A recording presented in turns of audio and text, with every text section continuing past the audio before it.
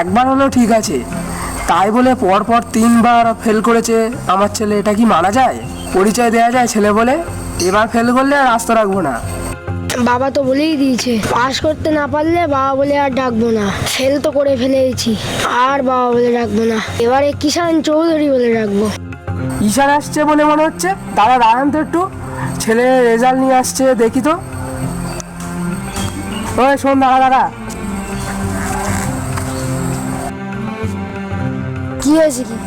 রেজাল্টটা দেখি। শোন কিষান, যেখানে যাচ্ছিস সেখানে যা, আমাকে ডিস্টার্ব করবি না, তাড়াতাড়ি বাড়ি ফিরবি। জানোয়ার, বাবার নাম ধরে কেউ? কি বললি তুই এক্ষুনি? শোন দাদা, বেশি কথা বলবি না, বাবা বলে ডাকার অধিকার বাবা হারিয়ে ফেলেছে। বাবা বাবা বলার অধিকার হারিয়ে ফেলেছে? এসব তুই কি বলছিস ছোট খোকা? আমি যখন স্কুলে রেজাল্ট আনতে যাচ্ছিলাম, তুমি আমায় কি বলেছো তোমার মনে নেই? ভালো করে মনে করে দেখো তো। এই, বাবা তোকে কি বলেছে? দাঁড়া বলছি, শোন।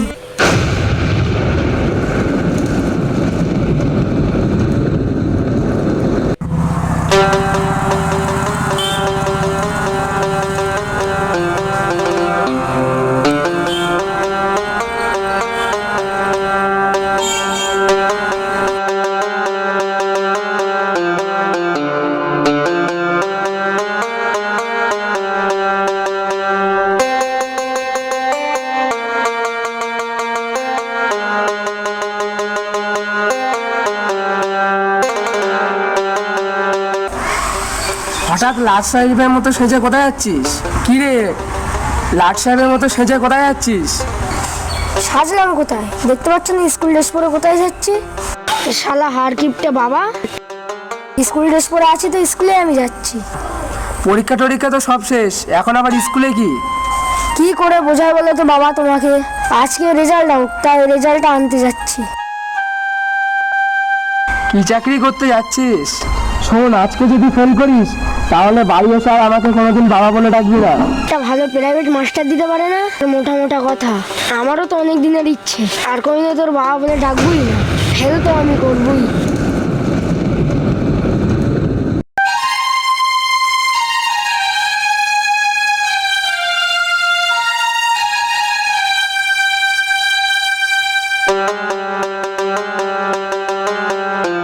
এই জান, ঈশান কোথায় গেলি?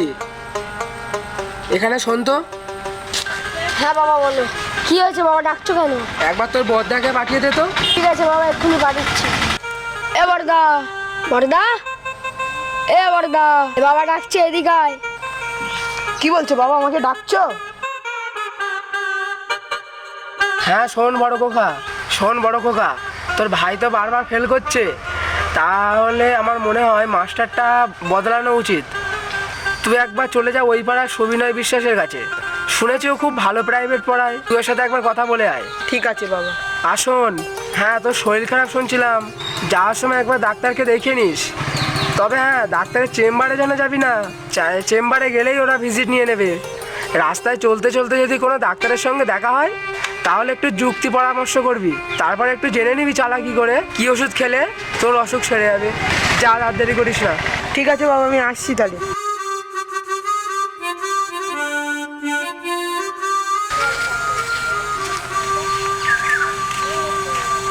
ওই যে ডাক্তারবাবু বসে আছে না? হ্যাঁ, এখন তো চেম্বারে বসে নেই, এখন গেলে তো আর ফিরে দিতে হবে না, এই ফাঁক টাইম এবারই চালাকি করে জেনে নেবো আমার পেট ব্যথা হচ্ছে, কি ওষুধ খেলে সারবে। আরে আর ফি দিতে হলো না। ডাক্তারবাবু ভালো আছেন তো?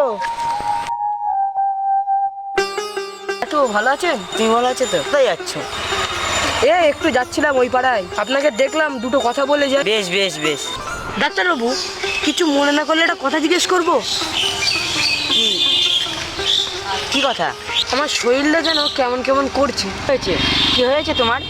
আমার হইয়াছে জনম ব্যাধি, আমার হইয়াছে জনম ব্যাধি। কি ব্যাধি? জনম ব্যাধি। এত বছর হয়ে গেল ডাক্তারি করছি, এই ব্যাধির তো নাম শুনিনি। সব বলছি ডাক্তারবাবু, সব আমি বলছি। রাতে ঘুম হয় না, টিয়ার কথা মনে পড়ে। টিয়ার কথা মনে পড়ে? আর কি কি হয়? চোখ বন্ধ করলে আর কিছু দেখতে পাই না। যখন পেচ্ছাপ করতে যাই না, গা মাথা সব ঝিমঝিম করে, মাথা হাতে নাড়া দেয়। এসে তোমার বিরাট রোগ হয়েছে ভাই। হ্যাঁ ডাক্তারবাবু, আরো আছে। যদি আমার শরীরে কোথাও কেটে যায়, সঙ্গে সঙ্গে রক্ত বেরোবে। তাহলে তো একটু চিন্তার বিষয় তো। শোনো, তুমি কালকে আমার চেম্বারে এসো। চেম্বারে আমি অত সহজে যাচ্ছি না। শালা যাবো আর 400 টাকা ভিজিট নেবা। ডাক্তারবাবু, আজকে রাতটা ভালো থাকবে সেইটা একটু বলে দেন। শোনো, তুমি কালকে সকাল সকাল চেম্বারে চলে এসো। তোমার রক্ত পরীক্ষা করতে হবে এবং রক্ত পরীক্ষার সঙ্গে সঙ্গে সব পরীক্ষাও করতে হবে। না না, ও আমি পারবো না, মাথা খারাপ। রক্ত পরীক্ষাও করবো না, প্রস্রাব পরীক্ষাও করবো না। কেন, পরীক্ষায় কি হলো? কত লোক পরীক্ষা করতে যায়, তুমি মরে যাবে নাকি?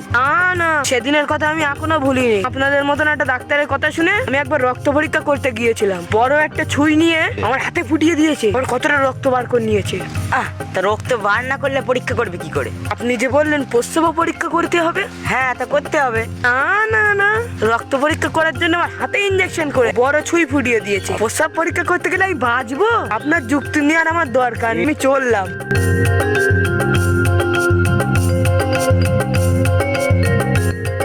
আজও পাবলিক সব প্রস্তাব পরীক্ষার কথা বললাম, কি ভেবেছে ওই জানে। অবিদ্যা শোন।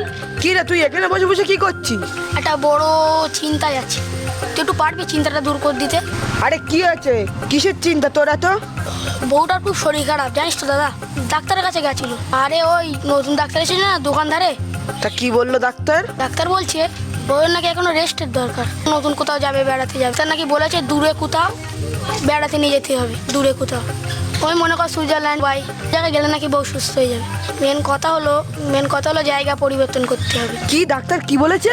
ডাক্তার বলেছে জায়গা পরিবর্তন করতে হবে। 12 দিন টাকা পয়সাও তো নেই।